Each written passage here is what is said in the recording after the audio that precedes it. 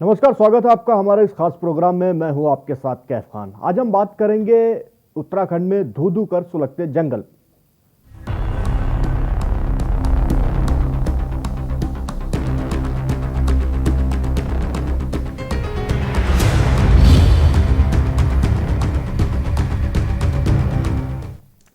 प्रदेश में fire season आते ही गढ़वाल से लेकर कुमाऊं तक जंगल धू धू कर जल रहे हैं। वहीं उत्तरकाशी जिले में वनाग्नि विकराल रूप लेने लगी है। आए दिन उत्तरकाशी वन प्रभाग के विभिन्न रेंज के जंगल जल रहे हैं, जिस कारण लाखों की वन संपदा जलकर राख हो चुकी है।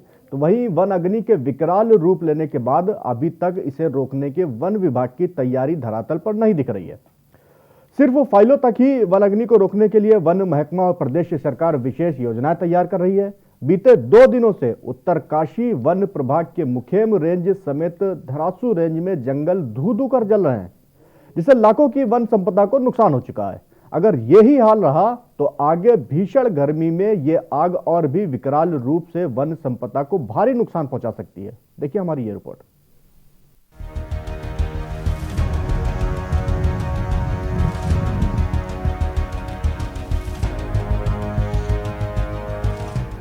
प्रदेश में फायर सीजन आते ही गढ़वाल से लेकर कुमाऊं तक जंगल धू धू कर जल रहे हैं। वहीं उत्तरकाशी जिले में वनाग्नि विकराल रूप लेने लगी है। आए दिन उत्तरकाशी वन विभाग के विभिन्न रेंज के जंगल जल रहे हैं, जिस कारण लाखों की वन संपदा जलकर राख हो चुकी है।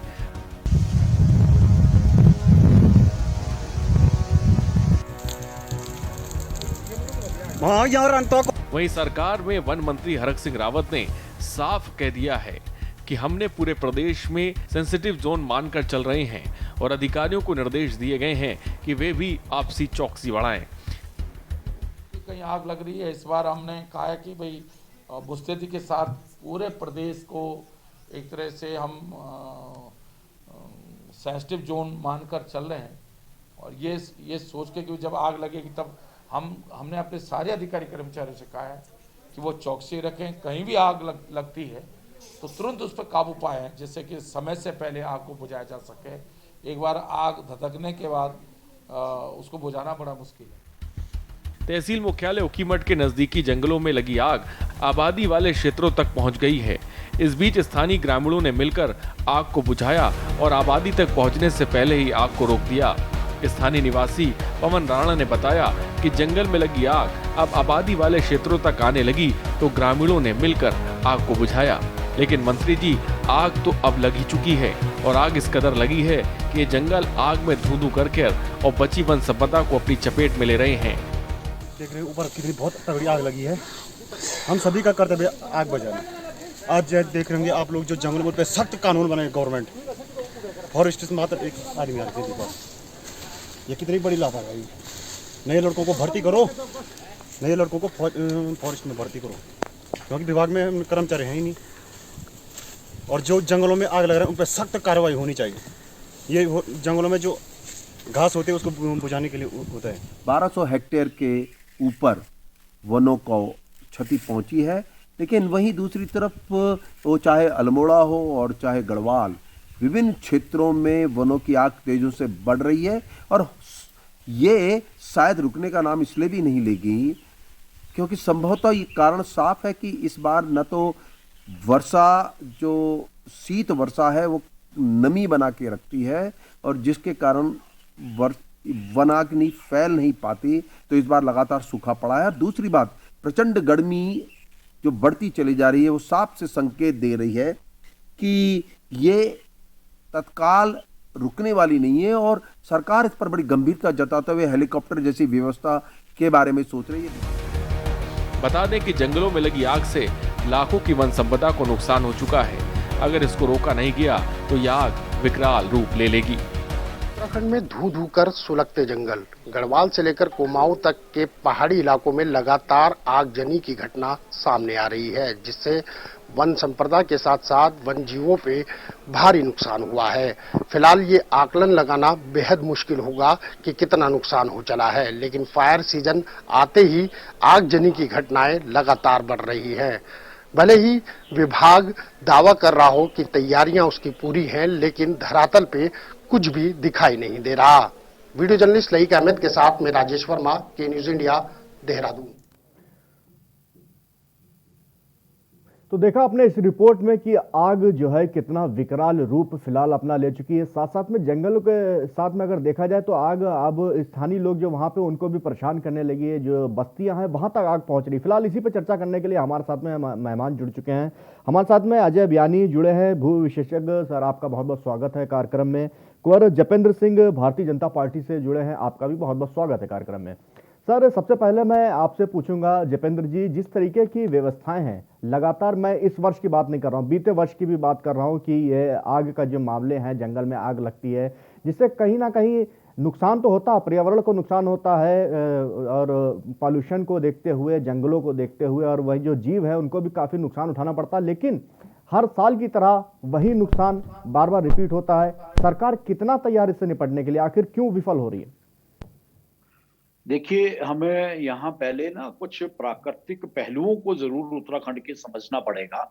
उत्तराखंड एक पर्वतीय राज्य के साथ साथ एक वन राज्य भी है। तो हमारे प्रदेश में 70% से ज्यादा वन क्षेत्र है और इन वन क्षेत्रों में गर्मी आते ही इस तरह की समस्या एक अपना विकराल रूप दिखाना शुरू करती है और विभाग और सरकार चाहे किसी की भी रही हो, समय समय पर निपटने के लिए पूरी तरह से अपनी पूरी तैयारी करती है। ऐसा नहीं है कि वन विभाग के अधिकारियों ने, कर्मचारियों ने इस पे काम नहीं शुरू करा या उनकी तैयारी नहीं, तैयारी है। लेकिन वनों में आग लगना एक तरह से प्राकृतिक, जिससे हम कहें वो भी एक प्राकृतिक आपदा का रूप है और 70% हमारे वन क्षेत्र हैं। तो उनसे निपटने के लिए हमें बहुत जद्दोजहद करनी पड़ती है। सरकार जद्दोजहद करती है, विभाग जद्दोजहद करता है। हाँ, इतना जरूर है कि हमें इन चीजों के ऊपर अपना सबका सहयोग लेते हुए, उसमें गांव के जो लोग हैं उनका भी बहुत सहयोग बहुत जरूरी हो जाता है, क्योंकि जिस भी क्षेत्र में आग एकदम से विकराल रूप नहीं लेती, उसकी शुरुआत होती है। तो उसके लिए ग्राम सभाएं भी अपना बढ़ चढ़ कर उसमें सहयोग देती हैं, वॉलेंटियर्स भी उसमें सहयोग देते हैं। तो ये निश्चित तौर पर एक विषय तो है ही, लेकिन ऐसा नहीं है कि सरकार इसे लेकर संजीदा नहीं है या सरकार काम नहीं कर रही या उत्तराखंड के अंदर वन विभाग इस पे काम नहीं कर रहा। नहीं, सवाल तो सर जपेंद्र जी यहीं पे, अगर काम कर रही है सरकार तो हर साल इतना भारी नुकसान देखने को क्यों मिलता है? फिर कितना तैयार है यहाँ पर, क्या तैयारियां की गई हैं अभी तक? फिलहाल हमने स्टार्टिंग में ही कहा कि ये एक आपदा का रूप है और उत्तराखंड 70% वन क्षेत्र है, ये वन प्रदेश भी कहा जाता है इसे। तो इन प्राकृतिक चीजों के साथ कई चीजें ऐसी जुड़ी हुई होती हैं कि हम जब वो चीज स्टार्ट हो जाती है तो उसके बाद हम लोग उस पर मेहनत करते हैं, उसे रोकने का प्रयास करते हैं। विभाग भी करता है, सरकार भी योजनाएं बनाती है, तो उसे हमें उसी तरह से लेना चाहिए और हम सब लोगों को यही प्रयास करने चाहिए कि इसे जितनी जल्दी हो सके कंट्रोल किया जाए और नुकसान को कम से कम होने दिया जाए। अजय जी, मैं आपसे पूछना चाहूंगा, जिस तरीके से यहाँ पे भारतीय जनता पार्टी के नेता हैं जो हमारे साथ में जुड़े हुए हैं, जपेंद्र जी, उन्होंने कहा है कि ये एक प्राकृतिक आपदा है। कितना इत्तेफाक रखते हैं आप इस पे अजय जी? जहाँ तक मैं समझता हूँ ये प्राकृतिक आपदा कम है, ये मानव जनित आपदा अधिक है। जहाँ तक दुनिया का सवाल है और हिंदुस्तान का सवाल है, करीब 90% जो जंगलों की आग है वो मनुष्यों द्वारा लगाई जाती है या उनके कारणों से लग जाती है। इसमें कुछ तो कारण ऐसे होते हैं जिसमें जानबूझ के आग लगाई जाती है और कुछ कारण असावधानीवश या ध्यान नहीं देने के कारण लग जाते हैं। और चाहे वो अमेरिका के जंगल हो, साइबेरिया के जंगल हो या अमेजन के जंगल हो या ऑस्ट्रेलिया के जंगल हो, हाल ही के वर्षों में जो आग लगी है वो निश्चित रूप से मानवीय कारणों से लगी, न कि प्राकृतिक कारणों से। प्राकृतिक कारणों से जो आग लगती है वो कारण बड़े ऐसे हैं जो सामान्य तौर पर होते नहीं हैं। जैसे मीटेओराइट का गिरना, उससे जब मीटेओराइट के पत्थर गिरते हैं या उल्का गिरती है तो उसमें बहुत अधिक तापमान होता है, पर यह घटनाएं जो है कभी कभार होती है। इसी तरह से ज्वालामुखी फूटना, ज्वालामुखी भी कभी कभार ही फूटते हैं और जहाँ ज्वालामुखी फूटते हैं वो ऐसे क्षेत्र हैं जहाँ पर कोई ज़रूरी नहीं कि बहुत घने जंगल हो। या तीसरा ये है कि ज़मीन में से कोई ऐसी एक्टिविटी हो जाए जिससे तापमान बढ़ जाए, जैसे पिघला हुआ लावा निकल के ऊपर आ जाए। तो ये घटनाएं बहुत कम होती है, परंतु देखा ही जाता है कि अक्सर घटनाओं के पीछे कहीं ना कहीं मानव का हाथ होता है, मनुष्य के द्वारा क्रियाएं जो की जाती है उनका कहीं ना कहीं हाथ होता है। तो हमें मनुष्य की क्रियाओं को रोकना चाहिए। पर उत्तराखंड के संदर्भ में मैं ये कहना चाहूँगा कि ये पहाड़ी प्रदेश और यहाँ पे करीब 36,000 स्क्वायर किलोमीटर में जंगल है और जो नदियाँ हैं वो काफ़ी नीचे लेवल पे बहती है। जंगल में जो घाटियाँ होती है उनसे नदियों का लेवल काफी नीचे होता है, तो वहां पे पानी ले जाना बड़ा मुश्किल होता है। तो एक तो पानी की कमी, और दूसरा जमीन में जब वातावरण में जलवायु परिवर्तन जो हो रहा है, उसके कारण यहाँ पे क्या हो रहा है कि काफी सॉइल का जो मॉइस्चर है वो काफी कम हो गया। तो ये दो कारण हाल ही के वर्षों में जो उभर के सामने आए हैं, इन कारणों को हमें देखना पड़ेगा और इनका समुचित निदान करना पड़ेगा। चाहे हम चेक डैम बनाएं, चाहे जमीन में आर्टिफिशियल रूप से मॉइस्चर लाएं। ग्लेशियर भी आजकल हमारे जल्दी पिघल रहे हैं, ये भी एक कारण है कि जो ऋतु चक्र है वो उसमें परिवर्तन हो रहा है, उसके कारण जो गर्मी का सीजन है वो लंबा होता जा रहा है। ये सारे कारणों को हमें ध्यान में रखना है और उसमें मनुष्य का जो रोल है उसको कम से कम करना है, तभी हम जंगल की आग पे काबू पा सकेंगे, अन्यथा इसको काबू पाना बड़ा मुश्किल है। बिल्कुल अजय जी, जैसा कि आपने बताया कि इसको पूरी तरीके से प्राकृतिक आपदा नहीं मान सकते हैं, कहीं ना कहीं मनुष्य का भी इसमें दोष है। फिलहाल इसी पे चर्चा आगे भी हम करेंगे, लेकिन उससे पहले रुकेंगे छोटे से ब्रेक के लिए।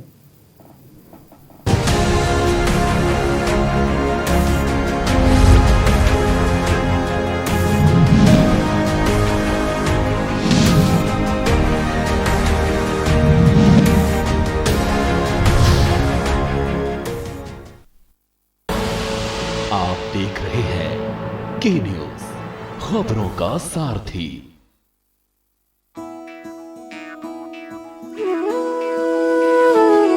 अमृत छलका जिस भूमि पर हरि ने जहाँ द्वार बनाया है, उस शुचि पुण्य गंगा तट पर महाकुंभ का अवसर आया है। मन की पुकार यही बार बार, चलो हरिद्वार चलो हरिद्वार, अमृत की जहाँ बहती है धार, चलो हरिद्वार चलो हरिद्वार। चल मेरे संग महाकुंभ कुंभ, चल मेरे संग महाकुंभ, चल मेरे संग महाकुंभ कुंभ, चल मेरे संग महाकुंभ। महाकुंभ में आपका हार्दिक स्वागत है। हम एक सुरक्षित कुंभ के लिए संकल्पित हैं। कोविड संक्रमण को ध्यान में रखते हुए आप सभी से अनुरोध है कि समस्त नियमों का कड़ाई से पालन करें। हरिद्वार महाकुंभ में उत्तराखंड सरकार आपका स्वागत करती है। आप देख रहे हैं के न्यूज, खबरों का सारथी।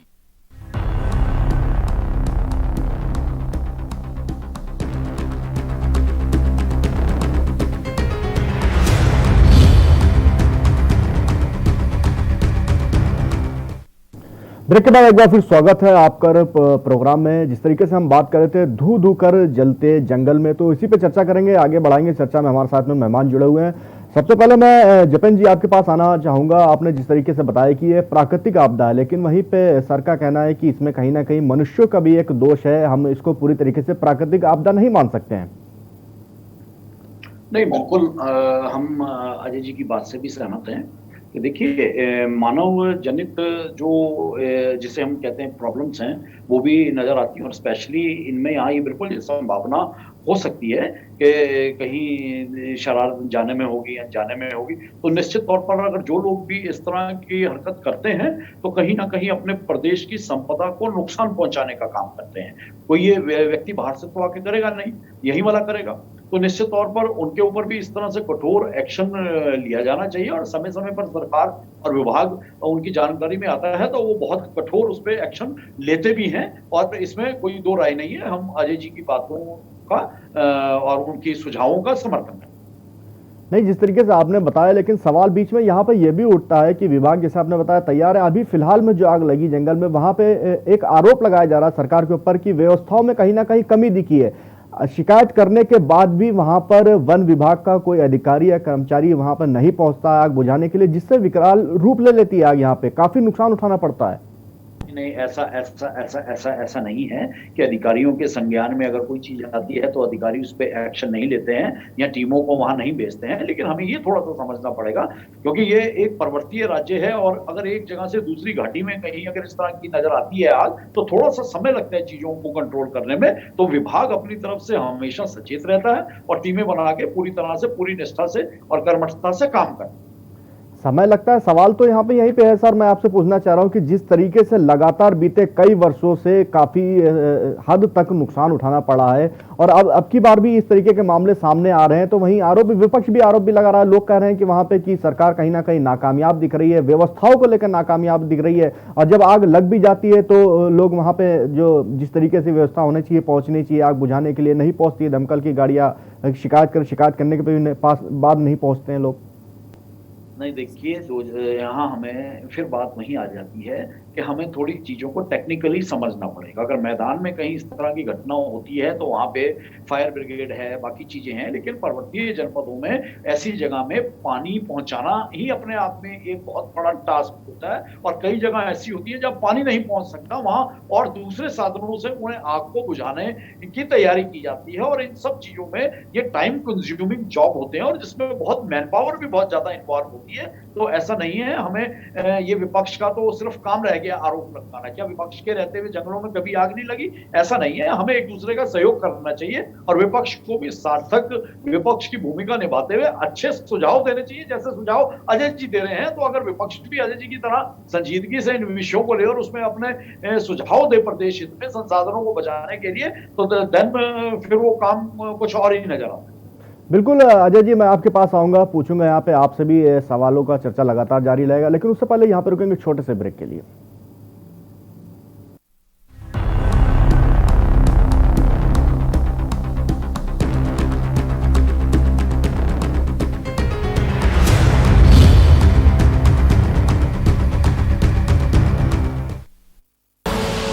आप देख रहे हैं के न्यूज, खबरों का सारथी।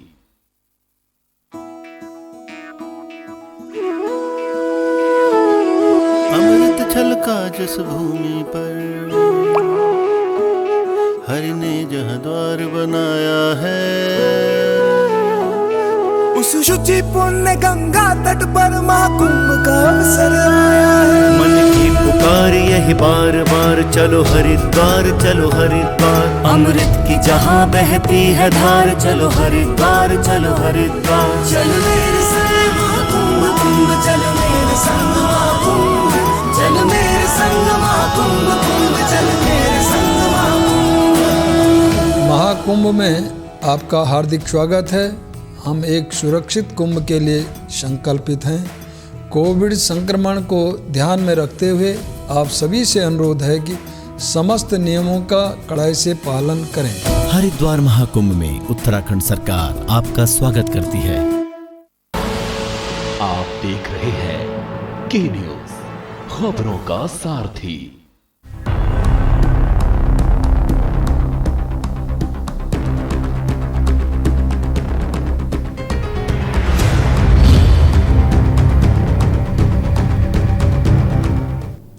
ब्रेक के बाद एक बार फिर स्वागत है प्रोग्राम में। चर्चा करेंगे हम लोग इस कार्यक्रम में, जिस तरीके से हम बात कर रहे थे। सबसे पहले हम चलेंगे अजय जी के पास। अजय जी, मैं आपसे पूछना चाहता हूं कि जिस तरीके से उत्तराखंड एक पर्यटन क्षेत्र माना जाता है, काफी संख्या में हर साल यहाँ पे पर्यटक आते हैं, तो वहीं जिस तरीके से ये, मैं इस बार की बात नहीं कर रहा हूँ, हमेशा की बात कर रहा हूँ, हर साल ये जो आग लगने के मामले काफी संख्या में जो खबरें, बड़ी खबरें आती हैं, हर साल खबर आती, कैसे निपटा जाए इससे, कैसे किन तरीके की कैसी व्यवस्थाएं होनी चाहिए। जिस तरीके का जो सामना उत्तराखंड को करना पड़ता है, जो जैसे गर्मी आती है जंगलों में आग लगने लगती है, क्या किस तरीके की व्यवस्थाएं होनी चाहिए, मैं आपसे जानना चाहूँगा। देखिए, उत्तराखंड को एक अपवाद नहीं मान सकते। इसमें जो आग लगने की जो घटनाएं होती है, अगर हम दुनिया के दूसरे देशों का आकलन करें, पिछले साल अमेजन के जंगलों में आग लगी थी और वो करीब 8-10 महीने चली थी। उसके पूर्व ऑस्ट्रेलिया में आग लगी थी, वहाँ पे भी करीब 7-8 महीने आग नहीं अजय जी, मैं बीच में आपको रोकना चाहूंगा, माफी चाहता हूं। अमेजन की आपने बात करी, वो तो एक इत्तेफाक था। मैं यहाँ पे बात कर रहा हूँ कि यहाँ पे जो खबर आती है, हर साल जैसे ही गर्मी आती है उत्तराखंड के जंगलों में आग लगने की खबरें आने लगती हैं। ये एक इत्तेफाक नहीं हो सकता ना। स्टीप है कि हर जगह आपके रास्ते नहीं हैं, और अगर आप सोचें कि हम फायर ब्रिगेड या वाटर कैनन या इस तरह का उपयोग करके हम आग बुझा दें, तो वो मेरे ख्याल से संभव नहीं होगा। अगर आग बुझाना है तो हमें एटमॉस्फेयर के जो तरीके हैं, जैसे हेलीकॉप्टर से छिड़काव करें या कार्बन डाइऑक्साइड को रिलीज करें जिससे आग अपने आप घुटने लग जाए और ख़त्म हो जाए, इस तरह की अगर हम गतिविधियां करें तो हम ज़्यादा सफल रहेंगे। और जहाँ पे हम पानी पहुँचा सकते हैं वहाँ निश्चित रूप से पानी पहुँचाने का प्रबंधन पहले से ही होना चाहिए, क्योंकि आग के जो क्षेत्र हैं वो कोई गहरे घने जंगलों में नहीं लगती है। जहाँ ग्रामीण आबादी है या जहाँ आसपास लोग रहते हैं उसी के आसपास आग लगती है, और आग लगने का कारण ये होता है कि हर साल उन्हें घास उगाना पड़ती है, और घास उगाने के लिए जो घास की बूटियाँ उसको जलाया जाता है, और कई बार वही जो जल्दी हुई बूटियाँ वो विकराल रूप धारण कर लेती है। तो उसका एक स्थायी हल की जरूरत है कि आफ्टर ऑल अगर गांव के लोग पशुपालन करते हैं या पशुओं को रखते हैं तो उनको चारा चाहिए, और अगर चारा उनको बराबर समुचित मात्रा में मिलता रहे तो यह आग की समस्या का काफ़ी हद तक निदान करा जा सकता है। दूसरा का लालच, मनुष्य का लालच ये कि वो अपनी खेती के रकबा बढ़ाना चाहता है, रहने के लिए घर बनाना चाहता है। तो एक वो भी कारण है जंगल कटने का और फॉरेस्ट में आग लगाने का कि फॉरेस्ट में आग लग जाएगी, जो वनस्पति नष्ट हो जाएगी, वहाँ पे हम खेती कर सकते हैं, वहाँ पे हम स्थायी निवास बना सकते हैं। तो इन समस्याओं का हल हमें निकालना पड़ेगा। जब तक इन समस्याओं का हल नहीं निकलेगा तब तक हम को जंगल की आग से हमेशा रूबरू होता रहना पड़ेगा। और यह जंगल की आग कोई आज से नहीं लग रही है, तो हजारों वर्षों से लगी आ रही है। बल्कि भूवैज्ञानिक होने के नाते मैं ये कहूँगा कि जो सबसे पहला आग लगने का एविडेंस था वो करीब 43 करोड़ वर्ष पूर्व जब जंगल बने ही थे, नए नए बने थे, तब से आया है। और तब से लेकर लगातार हमारे पास इस बात के एविडेंस मिलते रहते हैं कि जंगलों में आग लगती रही है और लगती रहेगी। अब वो उस वक्त प्राकृतिक कारणों से लगती थी और अब मनुष्य के कारण ज़्यादा इम्पॉर्टेंट हो गए हैं। यहाँ पे अब मनुष्य जब अपनी लालच या उसकी आवश्यकता पूर्ति के लिए जंगलों को नष्ट करना चाहेगा तो आसान तरीका तो यही कि उसमें आग लगा दी जाए। तो हमें मनुष्य जो रहते हैं वहाँ जंगलों के आसपास उनकी आवश्यकता की पूर्ति पर ध्यान देना पड़ेगा, और साथ ही साथ हमें जल की उपलब्धता भी सुलभ करना पड़ेगी जिससे कि हम आग पे काबू पा सकें। इन दोनों चीज़ों को अगर ध्यान में रख के हम चलेंगे तो आग पे आसानी से काबू पाया जा सकेगा। जतन जी, मैं एक आखिरी सवाल आपसे लेना चाहूंगा। जैसे अजय जी ने बताया कि जिस तरीके की यहाँ पे घटनाएं आग की आती रहती हैं, आग लगती थी और लगती भी रहेगी, क्या माना जाए कि इसमें व्यवस्थाओं की कमी है? क्या इसमें कामयाबी नहीं पाई जा सकती? जिस तरीके से ये घटनाएं होती रहेंगी, आगे भी घटनाएं होती रहेंगी, इसको मान लिया जाए? नहीं, देखिए, अजय जी ने स्पष्ट कहा यहाँ, और ये कुछ सुझाव भी दिए, बहुत अच्छे सुझाव हैं कि ये मानव जनित समस्याएं हैं। तो निश्चित तौर पर मानव जनित समस्याएं जो मानव अपने स्वार्थ के लिए इस तरह की घटनाओं को अंजाम देते हैं, उनके लिए कठोर कानून है, उनके खिलाफ कठोर कार्रवाई होनी चाहिए। और इसमें एक जागरूकता की भी बहुत बड़ी इंपॉर्टेंस है कि जागरूकता भी चलानी चाहिए कि इस तरह से लोगों को जागरूक करा जाए कि आप अगर इस तरह की हरकत करते हैं तो आप अपने प्राकृतिक संसाधनों का ही नुकसान कर रहे हैं, जिसका विपरीत असर आने वाले दिनों में आपके ऊपर ही पड़ेगा। तो प्राकृतिक चीजों को लेकर, संसाधनों को लेकर जागरूकता अभियान भी जरूरी है, और कठोर कानूनों का पालन करते हुए इस तरह के लोगों के खिलाफ कठोर। जतन जी, वक्त की कमी है थोड़ी, मैं आपको यहाँ पे रोकना चाहूंगा फिलहाल। जिस तरीके से एक ये चिंता का विषय है कि हर साल इस तरीके की खबरें उत्तराखंड से आती रहती हैं, जंगलों में आग लगती रहती है, कहीं ना कहीं एक चिंता का विषय है, इस पे विचार करने योग्य है, विचार करना चाहिए।